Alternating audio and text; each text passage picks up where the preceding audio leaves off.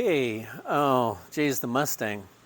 Uh, when again, my passion was always the P-51 Mustang, but there were several false starts on the Mustang but we managed to put together a couple of things that I wanted to do from a conceptual standpoint was the flat sides on the fuselage.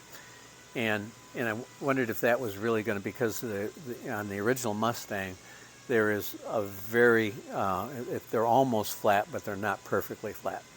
And so I thought, well, it's a lot easier to make it flat. And will that work? Will it look right if it is flat?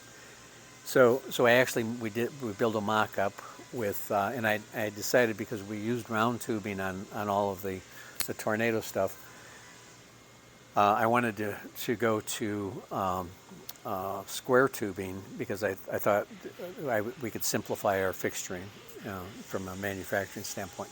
So I built up mocked up a fuselage, put skins on it, flat sides and so forth, and it looked great. I thought, well, this is going to work. So that kind of proved one of the points.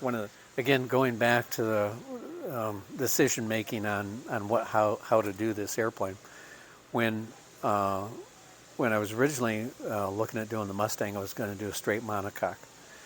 But then this is back in the 90s, and as I'm looking at vans they were doing the monocoque, but there were more people selling fixtures and jigs for building the Rand's airplanes. And I thought, well, geez, that kind of sucks. So I decided, you know what, we can do a semi-monocoque. We'll make a steel frame out of chromoly steel, and then that becomes your fixture for building the airplane, and then we just and it gives you a considerable amount of strength. And then you put the skins on it, and the skins actually add to the strength too. So it ends up being extremely strong. But what the disadvantage in that is, then, like on a lot of the pre-war aircraft, the pre-World War II aircraft were semi-monocoque, like the T6 and so forth. They had the steel frame. And then they had tabs. They had tabs that were welded onto that steel. That's the way you attach the skins. So it was a kind of a semi-monocoque. So most of those airplanes were built that way. The Mustang wasn't. The Mustang was built as a straight monocoque airplane. But but again, this fixturing or this gets rid of any fixturing or required fixturing, because the frame itself becomes, and we do all that here. So, but the disadvantage is I didn't want to have to weld tabs on it, because that's very time consuming. So because it was square tubing, it just, I remember one day it came to me in the shower where I thought, hell, we could put a hat section around the square tubing like this, an aluminum hat section, and we can capture that tubing and then just rivet the skin to the aluminum, and it's captured. And of course these are bonded onto the steel. Of course the steel is first powder coated or somehow primed, but then the bonding also gives you a dielectric between the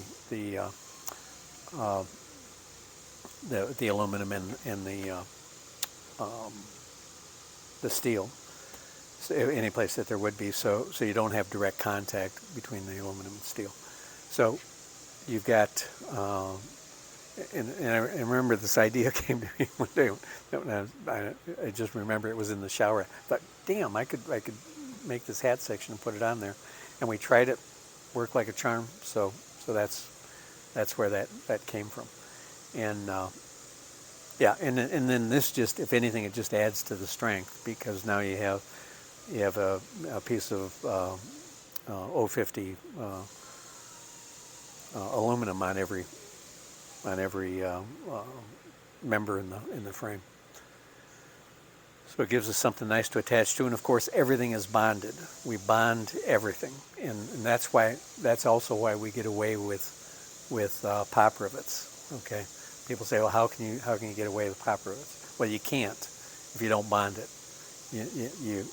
But bonding it stops all of the chafing, all the working of those rivets, and you don't get the smoking rivet after a while. But of course you have to prep for the bonding, and you can't use like epoxies, because airframes move. You know, everything flexes, and there's enough stress that's put on these that there's a certain amount of movement that you get. So if you put epoxies, you use epoxies that are brittle, then that epoxy is going to break, and you lose your strength in it. So we use a special adhesive that it's resilient. It remains, let's say, somewhat resilient, but still very strong. And it also allows you to take things apart if you absolutely need to, because you can put heat on it, and then you can put in fact, we typically use a piece of aluminum that we run in there, and you can actually separate. You can drive a wedge in there and separate the skins after you got the rivets out. But that's the construction on the airframe. And the majority of the work in building the Mustang is in the fuselage, and it's so it's very time consuming, all the drilling and so forth that goes on there. And we call it 1,600 hour build time for the Mustang, and that's for the standard kit. The long wing's going to take longer than that. Engine options are, we have they go from, in fact, I'm kind of encouraged about these new engines from Rotex, the 916 at 160 horsepower. That will turn the bigger prop, and the biggest problem that people had with the Rotex engine was the small prop, the 70-inch diameter prop. The new one will turn the big 84-inch blades in the 916. And the Edge Performance, I actually have 2 engines ordered from Edge Performance, the 180 horse engines. And again, I think that's going to be a huge benefit, because number one, it's an aircraft engine, so now insurance is going to be much more affordable because it's an aircraft engine, and frankly, the fuel burn is probably less than half of what you're looking at with the automotive engines. So I have a lot of hope for that engine. I think it's going to do real well. And there are other engine options out there too. The 912S, I mean, 100 horsepower still will work on these airplanes. The 914, the 915, the 916, the 917. So all of those engines are viable, and I like I said, I have 2 of those 917s ordered, and I think that's going to be a hot number.